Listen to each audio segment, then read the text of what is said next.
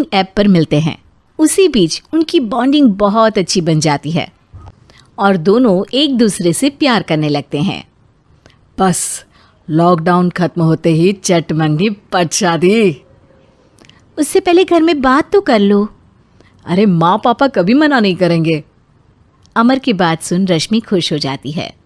ऐसे ही दिन बीतते हैं और देखते ही देखते लॉकडाउन खुल जाता है, जिसके अगले ही दिन अमर अपने परिवार के साथ रिश्ता लेकर रश्मि के घर पहुंच जाता है। अभी लॉकडाउन खुला ही है और कोरोना तो ख़त्म भी नहीं हुआ, इसलिए ज़्यादा कुछ ना करके अगले कुछ दिनों में छोटे फंक्शन के साथ शादी कर लेते हैं।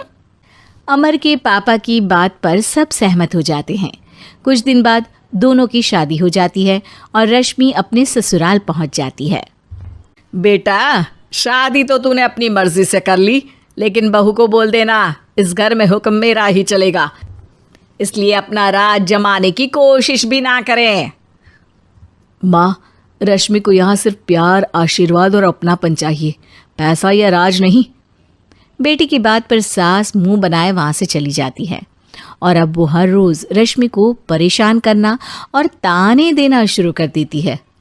देखो, ये है आजकल की लड़की, इंटरनेट पर लड़कों से बातें करते हुए इन्हें शर्म भी नहीं आती, और यहाँ तो देखो कितनी सीधी सुशील बनकर दिखा रही है।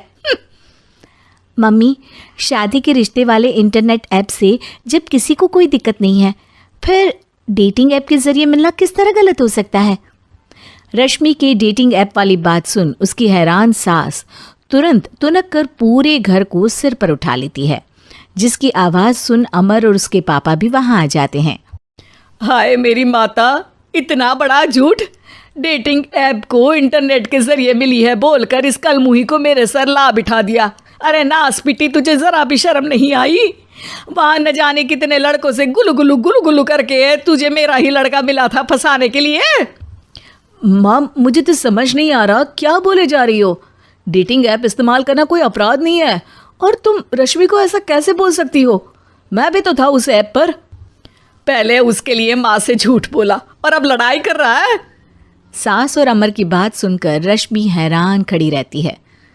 अमर, तुमने घर में झूठ क्यों बोला? ये सब देख रही हो ना, इसी की वजह से झूठ बोलना पड़ा।